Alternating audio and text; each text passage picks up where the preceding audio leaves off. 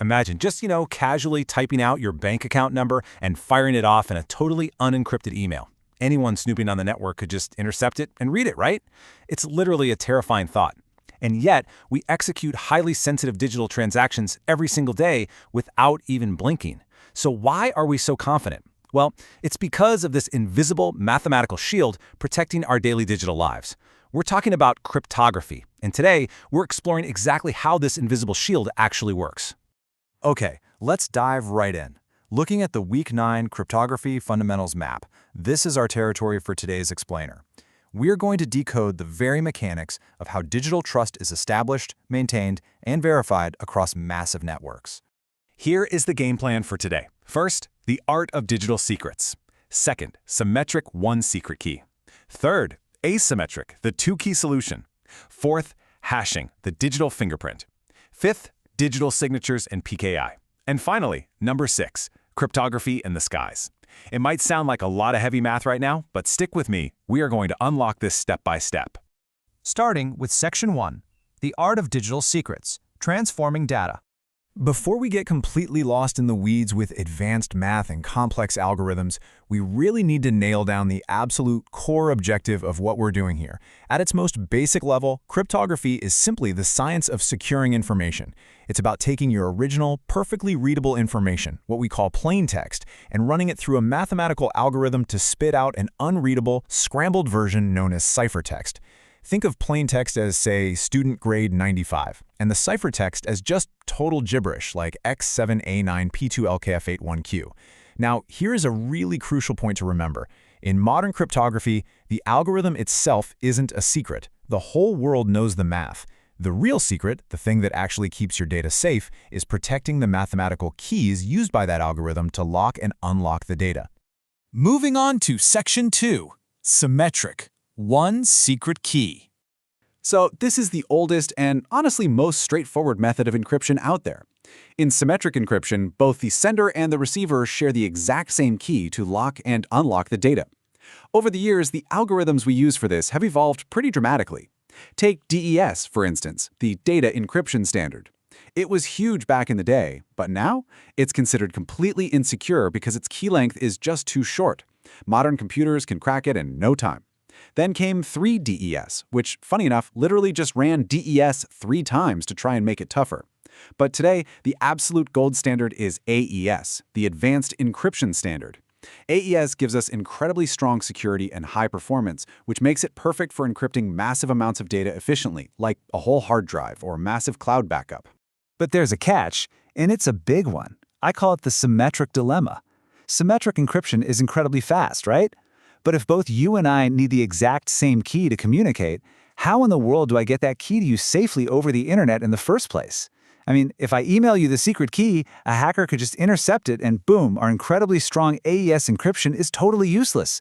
We need a way to share secrets without ever actually sending the secret itself. Which brings us to Section 3, asymmetric, the two-key solution. Enter the mathematically brilliant fix to our dilemma. This innovation right here is what makes modern e-commerce and secure web browsing even possible. Asymmetric encryption doesn't use one shared key. It uses a mathematically linked pair, a public key and a private key. Think of your public key like an open padlock. You can hand out 1,000 copies of your open padlock to anyone in the world. Someone puts a sensitive message in a box, snaps your open padlock shut, and sends it to you. Once it's locked, not even they can unlock it again. The only thing in the known universe that can unlock that padlock is your private key, which you keep securely hidden away. The algorithms powering this are mathematically intense. You've got RSA, widely used for secure emails and digital certificates. Then there's ECC, which provides comparable security but with much smaller keys, making it absolutely perfect for the mobile devices we carry in our pockets. And Diffie-Hellman? That's a super clever protocol specifically designed so two parties can establish a shared secret over a totally untrusted network. Now, what's really fascinating is how we actually blend these in the real world. You might be wondering, well, why not just use asymmetric for everything? Good question. The truth is, because of all that heavy, complex math, asymmetric encryption is significantly slower than symmetric. So, real-world systems use this really elegant hybrid approach. We use the slower, highly secure, asymmetric encryption purely to safely exchange a temporary symmetric key.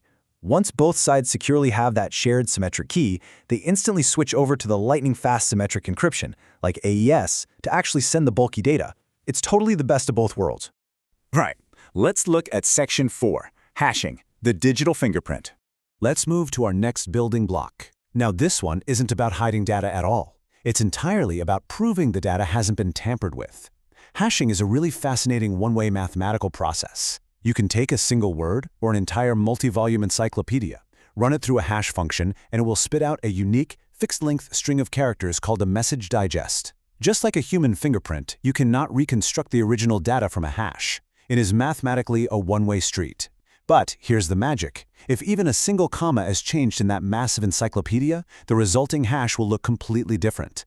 This allows us to instantly, perfectly verify the integrity of any file. And just like encryption algorithms, hashing algorithms definitely have a shelf life. MD5 and SHA-1 are historically important for sure, but as computers got faster, researchers found ways to create collisions. That's where two totally different files happen to output the exact same hash. As you can imagine, that completely breaks the fingerprint concept. So today, those older ones are considered vulnerable and totally inadequate. Instead, we rely heavily on the SHA-2 family. Specifically, SHA-256 is the current industry standard used in everything from secure password storage to verifying software updates. And we've even got the newer SHA-3 standard ready as a solid alternative. Next up, Section 5, digital signatures and PKI. Okay, so let's recap. We have a way to hide data, a way to share keys safely, and a way to prove data hasn't changed. Let's see how we combine these distinct concepts to create binding, ironclad digital trust. Say I want to digitally sign a contract. First, my computer creates a hash of that document, that unique fingerprint. Second, I encrypt that hash using my asymmetric private key. That encrypted hash, that is the digital signature. When you receive it, you do the exact same math on your end. You compute a new hash of the document, and you use my public key to decrypt my signature. If your hash matches my decrypted hash, you know two things with absolute mathematical certainty. First, the document wasn't altered in transit, and second, I am literally the only person on Earth who could have signed it. It guarantees authenticity, integrity, and non-repudiation, which is just a fancy way of saying I can't later claim I didn't sign it. But here's a lingering question. How do you know my public key actually belongs to me, and not some imposter? That is exactly where PKI, or public key infrastructure, comes into play. PKI is this massive ecosystem of certificate authorities, trusted, third-party organizations that verify identities and issue digital certificates. These certificates essentially bind a mathematical public key to a real-world identity. They act almost like a passport for the digital world. It's the underlying framework that makes secure online banking, e-commerce, and establishing trusted network connections actually function in reality. Finally, Section 6, Cryptography in the Skies. Let's bring all these abstract mathematical concepts down to earth, or rather, up into the skies. We're looking at some incredibly high-stakes applications in the aviation industry. Aviation is this massively complex, interconnected environment where security is, quite literally, a matter of life and death. The cryptographic building blocks we just went through, they are deployed everywhere here. Airports and airlines rely on AES, symmetric encryption, to protect huge passenger databases and highly sensitive operational networks. They use digital signatures to verify critical, legally binding aircraft maintenance records and electronic flight documentation, making absolutely sure no unauthorized modifications have slipped through. And they use asymmetric encryption and PKI to authenticate the countless systems and devices constantly connecting to their networks. The source material for today lays out this core, absolutely non-negotiable security mandate. Encrypt sensitive information both at rest, meaning stored data, and in transit, meaning data being transmitted.